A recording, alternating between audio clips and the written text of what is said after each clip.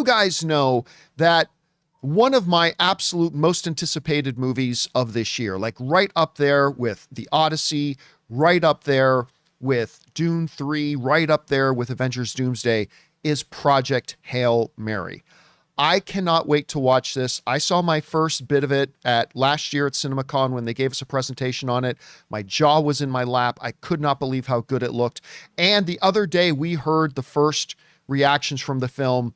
All of them, everybody was calling this thing a damn masterpiece. It is going to be a Best Picture contender, all that kind of stuff. Lord and Miller knocked it out of the park, yada, yada, yada. Okay, so that's one question down about Project Hail Mary.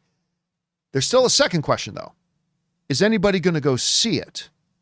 How will it do? Because some of you may remember that not too long ago, Ryan Gosling put out, I'll say it, a terrific movie called The Fall Guy that nobody went to go see. I mean, nobody went to go see it. I think it made about $25 million in its opening weekend when it came out, and then it didn't really recover much after that. Well, we now have our box office tracking for Project Hail Mary. And what Deadline is saying here is that Project Hail Mary is looking to have a $45 to $55 million opening. Ready or Not 2 is to have an $11 million plus opening, which would be pretty good for that film. But let's say a $55 million opening. I've seen some other outlets saying $60 million opening, which is fine. Look, for most movies, a $55 to $60 million opening would be considered very good. Very good.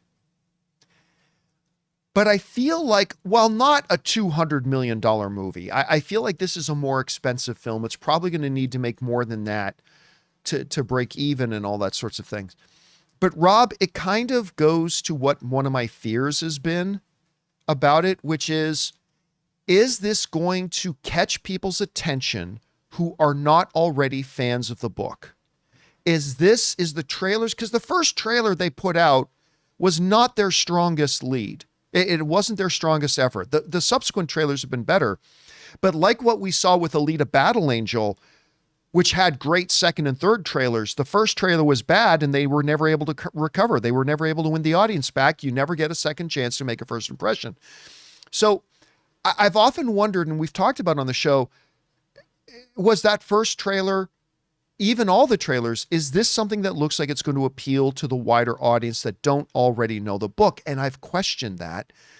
And I got to say, I'm pretty disappointed to see a 45 to 55 million opening being projected. Now, Rob, you and I have both seen, even in the last year or so, certain opening weekend projections get blown away, right? Yep. And maybe that happens with Project Hail Mary once better word of mouth gets out there.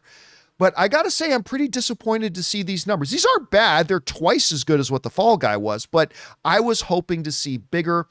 What do you think about this as an opening weekend projection? And what do you think they need to do? Because they've still got a couple of weeks. What do you think they need to do to get more of the general audience on board and excited about this film? Well, John, I think this is going to be a zeitgeist movie. I really do. I think it's going to catch fire. And I think, to paraphrase The Lonely Island, I think people are going to love Project Hail Mary the way McAdams loves Gosling. I think this film, I think this film is going to take off like a rocket, because, you know, a lot of the general public, if you haven't read the book, Project Hail Mary is first of all, it's a great title, but a lot of people don't know what it means. And if they're, you know, we live in a bubble where we're constantly every single day thinking about movies, following the trades, seeing what's up, seeing what's happening. But most people, you know, don't think of movies that way. They think of an entertainment they're going to go see, not knowing what to go see.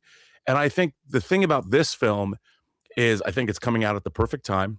You know, we live in very uncertain times where it seems like the news changes daily. And here is a film that is what Star Trek used to do. It provides an incredibly aspirational story that is irresistible in the fact that you have a human being befriending an alien. And when that's done well, all the way back to 1982 and E.T., we see where that goes. And I think that this film is going to be one of those movies that I think is going to catch fire. And it wouldn't surprise me that as we lead up, there's a reason why they've been screening the movie to the press early. I mean, the movie doesn't open Yeah. until March 20th. It's not normal that a movie lets even the social media embargo lift more than 2 weeks before the movie itself comes out. That shows a lot of confidence. Yeah. And I think, I remember reading that World of Real article almost a year ago, or oh no, maybe back 3 or 4 months ago, 5 months ago, where it said that they had a first cut of the movie that was 3 hours long, and people were blown away by that. And I knew that they would probably cut it down.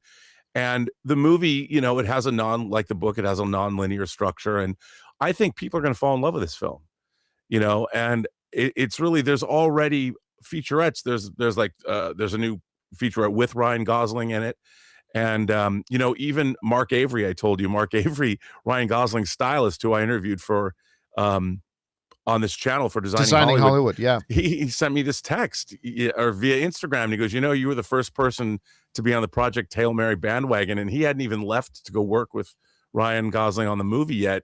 And I go, dude, you're in for a treat. This one's going to be special, and I think that anybody who's listened to, like you, have listened to the audio drama, anyone who's casually aware of this story, I think is going to go and tell their friends. This is going to be the kind of movie that people are just going to urge other people to go. I wouldn't be surprised if people stop other people in the grocery store that they don't even know, complete strangers, and just say, you got to go see Project Hail Mary. You got to do it. It's going to be one of those movies, man. It's going to be one of those movies, especially in this day and age. I certainly hope so, because, I'm dying to see this. I've been so excited for it. The book is amazing. By the way, guys, just so you know, coming up on Tuesday evening, we're going to have our next installment of Movie Club, but we're going to do something a little bit different. Instead of talking about a movie, we're going to talk about Project Hail Mary, the book, and then how we see that translating into the movie, what we think will make it in, what won't make it in. Just mark it down. It's going to be Tuesday evening. Keep your guys' eyes open for that. All right. Anyway, guys, question is for you. What do you think about this? I mean, listen, for a lot of movies, like a $50 to $60 million opening would be considered really good, but I can't help but be disappointed by that a little bit. They've got 2 weeks to try to convince more people to get out to see this thing opening weekend. Do you think they can do it? What do you think they need to do? Whatever you guys think, jump down into the comment section below and let us know your thoughts. Hey guys, thanks so much for watching this video. Make sure you like the video, leave a comment, and subscribe to our channel. And don't forget, we have a daily podcast called the John Campea Show podcast, available on Apple Podcasts, Spotify, or your favorite podcasting app of choice. Go and subscribe to it today so it'll be there when you need it.